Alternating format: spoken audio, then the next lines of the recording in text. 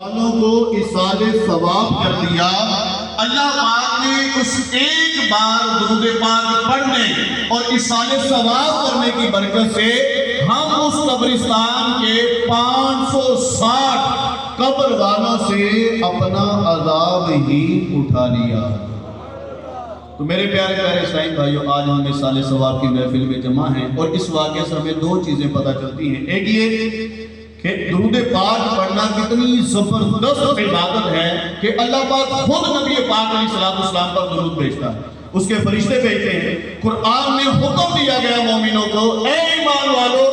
اللہ اور اس کے فرشتے نبی علیہ السلام پر درود بھیجتے ہیں، لہذا تم بھی خوب درود بھیجو اور سلام بھیجو۔ بارہ ایک پتہ تو یہ چلا کہ درود پاک بڑی اہمیت کی حامل عبادت ہے، اور درود پاک پڑھنے والوں کے دنیا میں وارے نیارے تو ہوتے ہی ہیں۔ جو بندہ صرف ایک بار پڑھتا ہے، اللہ پاک 10 نیکیاں اس کے نامہ اعمال میں لکھ دیتا ہے، 10 گناہ مٹا دیتا ہے، پھر 10 درجے اس کے جنت میں بلند فرما دیتا ہے، پھر ایک غلام آزاد کرنے کا ثواب بھی عطا فرماتا ہے۔ پھر دوسری بات یہ پتہ چلی کہ ہم بھی قبرستان سے گزرتے رہتے ہیں، چلتے پھرتے، جب بھی گزریں تو ہمارے چاہنے والے جاننے والے وہاں موجود ہوں نہ ہوں، مدفونین میں سے ہمیں چاہیے کہ ہم یاد کر کے ایک بار درود پاک پڑھیں اور دل میں ارادہ کر لیں کہ مولا جو میں نے پڑھا ہے ان قبرستان والوں کو اصال کرتا ہوں، ان کا بھی بڑا ہو جائے گا اور ساتھ ہی ساتھ مجھے بھی اس کی برکتیں دنیا میں ضرور ملیں گی، کیونکہ کہتے ہیں کہ ہر درد کی دوا ہے صلی علی محمد،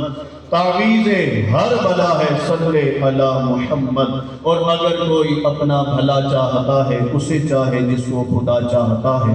درود ان پہ بھیجو، سلام ان پہ بھیجو، یہی مومنوں سے خدا چاہتا ہے۔ اللہ کریم ہمیں بھی اپنے دنیا سے جانے والوں کے لیے بھی اور اپنی آخرت بہتر بنانے کے لیے بھی کثرت کے ساتھ اپنے آخری نبی صلی اللہ علیہ وآلہ وسلم پر درود پڑھنے کی توفیق نصیب فرمائے۔ آج ہم حاجی چودھری کرم دین صاحب مرحوم کے اصال ثواب کے لیے جمع ہیں، اور اصال ثواب جو ہے ہمارے کریم آقا صلی اللہ علیہ وآلہ وسلم سے کرنا بھی ثابت ہے۔ پیارے آقا علیہ السلام خدیجہ کبریٰ رضی اللہ عنہا سے بڑی محبت فرماتے اور ان کا ذکر بھی کیا کرتے تھے، پھر ان کی نام کی بکری کو لیتے، ذبح فرماتے، پھر اس کا گوشت بناتے، گوشت بنانے کے بعد خدیجہ کبریٰ رضی اللہ عنہا کی سہیلیوں میں تقسیم فرمایا کرتے تھے۔ مفتی احمد یار خان نعیمی رحمۃ اللہ علیہ اس حدیث پاک کی شرح میں فرماتے ہیں کہ اس پر اللہ پاک دگنا اجر عطا فرمائے، 2 گنا اجر عطا فرمائے گا۔ ایک یہ کہ خدیجہ کبریٰ رضی اللہ عنہا کے اصال ثواب کے لیے ان کے نام پر بکری کو ذبح کیا گیا، پھر دوسری بات خدیجہ کبریٰ رضی اللہ عنہا کی سہیلیوں میں اس کو تقسیم کیا گیا، اس پر اللہ پاک دگنا اجر عطا فرمائے گا۔ تو پتہ چلا کہ جو دنیا سے چلے جاتے ہیں ان کو پیسہ نہیں چاہیے ہوتا، کپڑے نہیں چاہیے ہوتے، ان کو اپنے لیے کھانا نہیں چاہیے ہوتا، مگر یہاں پر دنیا میں کی جانے والی نیکیاں جو ہے ان کو پہنچتی ہیں۔ اور ایک حدیث پاک میں فرمایا گیا جب دنیا سے بندہ چلا جاتا ہے تو وہ ڈوبتے ہوئے انسان کی مانند ہوتا ہے، وہ شدت سے انتظار کر رہا ہوتا ہے کہ کاش کوئی میرا چاہنے والا، جاننے والا، محبت کرنے والا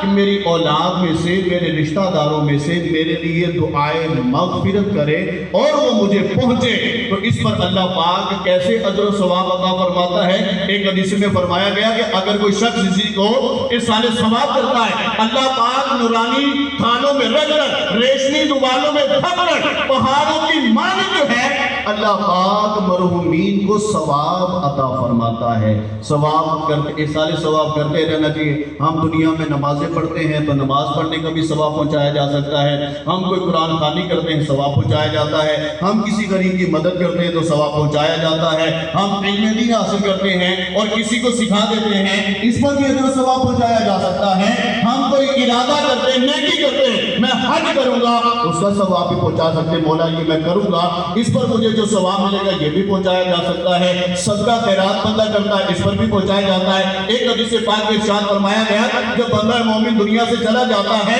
اس کا نامہ اعمال منقطع ہو جاتا ہے، وہ خود نیکی نہیں کر سکتا، آپ اسے 3 چیزیں فائدہ پہنچاتی ہیں۔ ایک علم نافع، جو اس نے حاصل کیا دوسروں کو سکھا دیا، قرآن پڑھا سکھا دیا، حدیث سنی سکھا دی، سنت سیکھی سکھا دی۔ اس طرح نیک اعمال میں سے جو اس نے علم دین حاصل کیا دوسروں کو سکھا دیا، جب تک لوگ عمل کرتے رہیں گے ثواب اس کو ملتا رہے گا۔ پھر فلاحی کام جیسے ہے، کسی کو فلٹر لگا دیا، کسی نے مسجد پہ ٹوٹیاں لگا دی، مسجد بنا دی، مدرسہ بنا دیا، جو عالم بن رہے تھے ان پر خرچ کر دیا، جو حافظ بن رہے تھے ان پر خرچ کر دیا، اور اس طرح کے نیک اعمال کیے۔ اس سے بھی جو نیکیاں ہوں گی جب تک لوگ فائدہ حاصل کریں گے وہ مرحوم کو ثواب پہنچتا رہے گا۔ تیسری نیک اولاد۔ نیک اولاد کیا ہے کہ دنیا سے جانے کے بعد جو ہے بندہ نیکیاں اس کی اولاد کرتی ہے، ثواب اس شخص کو پہنچتا رہتا ہے۔ ایک شخص کو کسی نے خواب میں دیکھا، اس نے دیکھا کہ اس قبرستان کے سارے مردے باہر آ چکے ہیں اور آ کر جو زمین سے کچھ تلاش کر رہے ہیں، اور تلاش کرنے والے جو سارے ہیں ان میں ایک شخص ایسا ہے جو فارغ بیٹھا ہوا ہے۔ اس سے پوچھا گیا بھائی تو کیوں نہیں تلاش کرتا اور یہ کیا کر رہے ہیں؟ انہوں نے کہا کہ یہ جو لوگ تلاش کر رہے ہیں ان کا چاہنے والا کوئی نہیں ہے، جاننے والا کوئی نہیں ہے۔ قبرستان کے قریب سے کوئی بندہ گزرا، اس نے اس قبرستان والوں کے سالے ثواب کیا۔ اب اللہ پاک جو ان کو عطا فرماتا ہے، یہ تلاش کر رہے ہوتے، چن رہے ہوتے، یہ جمع کر رہے ہوتے، اور تو کیوں فارغ بیٹھا ہے؟ وہ کہتا ہے کہ میں اس لیے فارغ بیٹھا کہ میرا ایک بیٹا ہے جسے میں نے دنیا میں حافظ قرآن بنایا تھا، وہ فلاں شہر کے اندر فلاں محلے کے اندر دکان پر جو ہے حلوائی کی دکان پر کام کرتا ہے،